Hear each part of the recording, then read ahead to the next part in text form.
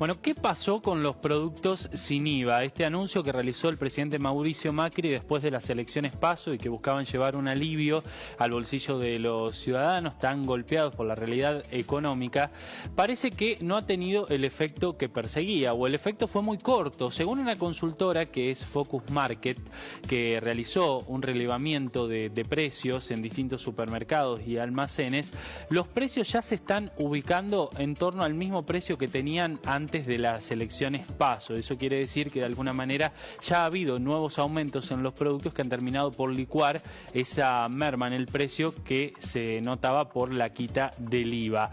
Pero vamos a repasar qué es lo que está pasando con los productos. ¿Cuáles son los productos que más aumentaron en septiembre, de acuerdo a la consultora Focus Market, y que van a tener un impacto decisivo en la inflación que vamos a percibir en la medición que se va a dar a conocer en los próximos días? Miren, las hamburguesas aumentaron un 13,2% y es el producto que más aumentó según Focus Market. Los pañales un 13%. Los desinfectantes, productos de limpieza, 12,5%. En el caso de los enlatados de pescado, 12,2%. Todos rondan los aumentos superiores al 10%, en este caso superiores al 12%. Los jugos en polvo, 12%. El Fernet, estos no son productos de necesidad, pero es importante también marcarlos. 11,4% el aumento que han tenido en septiembre. Los rollos de cocina, 10,8%. Los suavizantes, 10,6%. Los productos para el pelo, 10,6% también.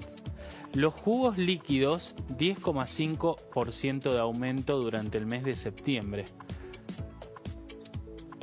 Y así podríamos seguir con la lista. Estos son solo los 10 productos que más han aumentado según el relevamiento que realizó la consultora Focus Market, y a partir de este relevamiento también les ha permitido inferir que hoy los productos a los cuales se les quitó el IVA ya están al mismo precio que tenían antes de las PASO, ¿no? Bueno, vamos a conversar sobre este tema. Vamos a charlar con Gonzalo Semilla, que es economista, jefe del Centro Regional de Estudios Económicos de Bahía Blanca. Ya lo hemos consultado en otras oportunidades. Buenas tardes. Buenos días, Gonzalo. Buenos días. Estamos en la mañana. ¿Qué tal? Buenos días. ¿Cómo están? Muy bien, muchas gracias por este tiempo. Como siempre, lo destacamos a esto. Ustedes desde Bahía Blanca y desde hace muchísimo tiempo vienen realizando un propio relevamiento de precios, es decir, que tienen allí su propia medición de la inflación. Por eso recurrimos a ustedes también para conocer los datos y lo que se están encontrando en los almacenes y en las góndolas de los supermercados. Sí, así es. Nosotros relevamos hace, digamos, más de 20 años los precios de la ciudad de Bahía Blanca, y le diría lo siguiente, digamos, después de las PASO, evidentemente ese lunes que nosotros tuvimos, ese lunes negro de la gran devaluación de nuestra moneda, digamos, ya hubo inmediatamente nuevas listas de precios que los supermercados no estaban seguros y cómo aplicarlas, y además del temor del desabastecimiento. En esa semana el gobierno anunció las medidas, se aplicaron.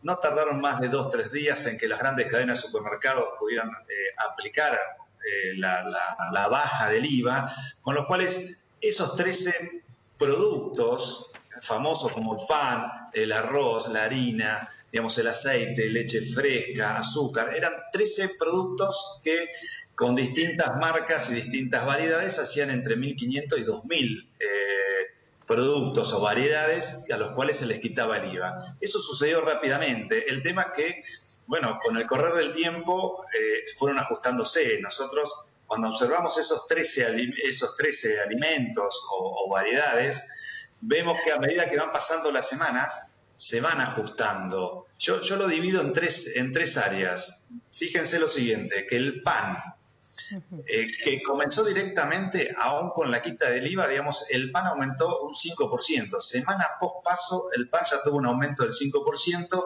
y con el correr de las semanas y al día de la fecha, hoy el pan tiene un aumento del precio con respecto a la semana prepaso del 14%.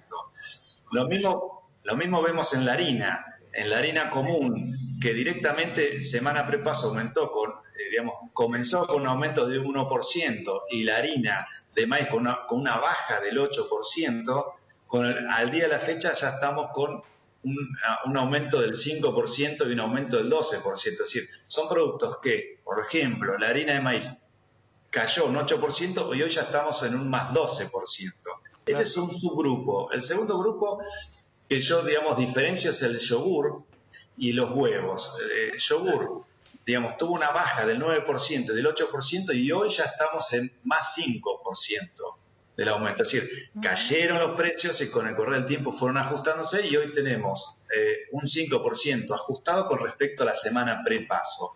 Y después tenemos un último grupo que tenemos los fideos, que tuvieron una baja del 11% en el precio, el aceite una baja del 4%, la leche una baja del 12% y el té una baja del 14%. Y con el correr del tiempo observamos que aún siguen por debajo de los precios prepaso. Por ejemplo, los fideos siguen 2% por debajo, el aceite 5% por debajo, el té menos 12% por debajo. Es decir, son precios que con el correr del tiempo van ajustándose hacia el alza. Algunos ya lo superaron, otros están mínimamente, digamos, en la línea, digamos, equilibrado, y hay otros productos que todavía están por debajo. Pero claramente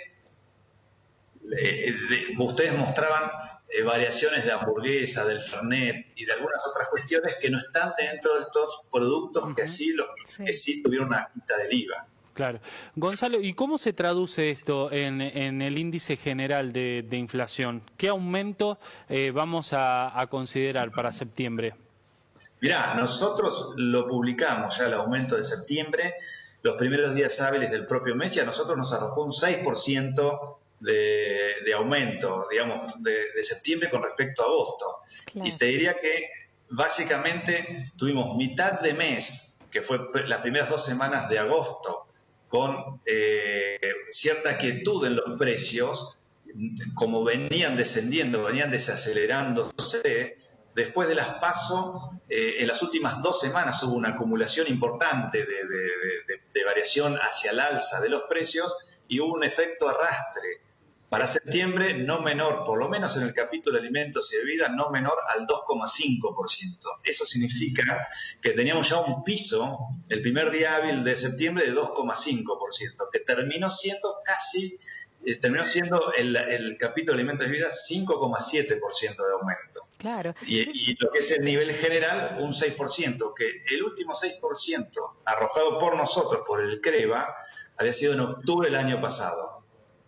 Qué complicado. Estaba pensando, claro, que al final lo que supuestamente era una medida de alivio que había anunciado el gobierno no sirvió para nada. No duró, primero que duró muy poquito, días, y al final no sirvió para nada. Como estás contando vos, todo aumentó y más que lo que estaba antes de las PASO.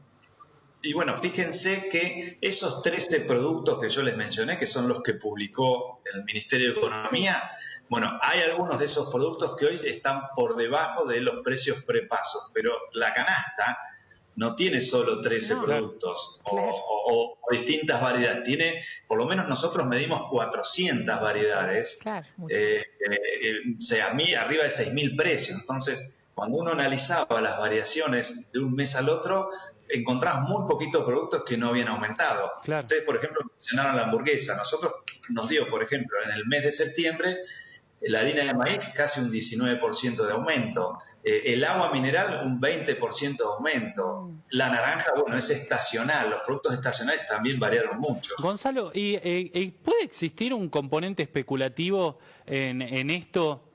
Por ejemplo, comerciantes que, como no pueden tocar esos productos que están allí con la quita del IVA, estén aumentando por otro lado para tratar de no perder dinero, o que se estén preparando para un aumento que puede venir después de las elecciones del 27 de octubre y estén aumentando por las dudas? Mirá, es difícil a veces certificarlo, hablar con certidumbre, pero es verdad que en contextos de complejos como los que estamos viendo en Argentina, cualquier argumento es válido como para especular en cierta forma, porque uno nunca sabe si las variaciones que toman los precios son las variaciones justas o si se quedan cortos. Lo concreto es que ni bien ocurrió la devaluación, ya había listas nuevas y había supermercados que la implementaron automáticamente y aún habiendo bajado el IVA ya tenían un precio por encima. Otras cadenas de supermercados decidieron no trasladar automáticamente esos aumentos y decidieron absorberlos y hacerlo con el valor del tiempo. Y la otra cuestión es, hay almacenes o hay despensas que prácticamente están por fuera, en cierta forma, del sistema informático y del control, con lo cual no hicieron ningún tipo de baja del IVA. Pero bueno, la especulación forma parte de esto.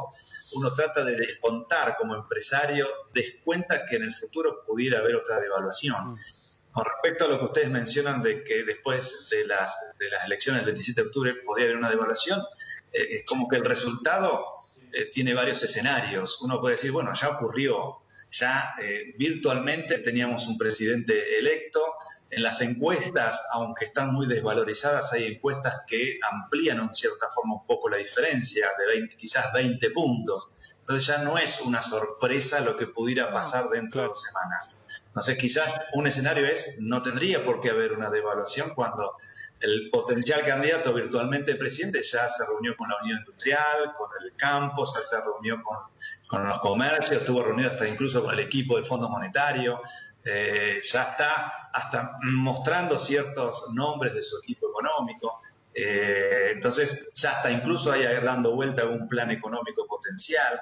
Entonces un escenario podría ser, bueno, no tendría que haber una devaluación, los precios seguirán, uno teniendo 6% en septiembre, ¿cómo vemos octubre, noviembre, diciembre? Bueno, con indicadores quizás no mayor del 6, para nosotros nos da la sensación que el 6 fue el techo de este año, pero no va a estar menor del 3 o del 4% de acá a fin de año. Bueno, increíble.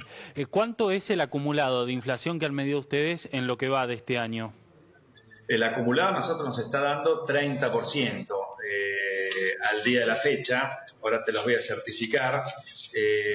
Perdón, más, 36%, perdón, me confundí. 36% el acumulado y 52, casi 52% el interanual. Bueno, ¿y para la proyección a fin de año?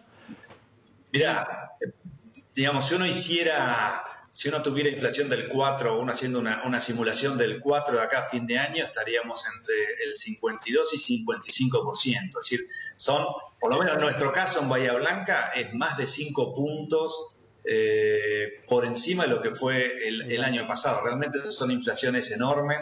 Un 6% anual casi que triplica la inflación anual de cualquier país serio.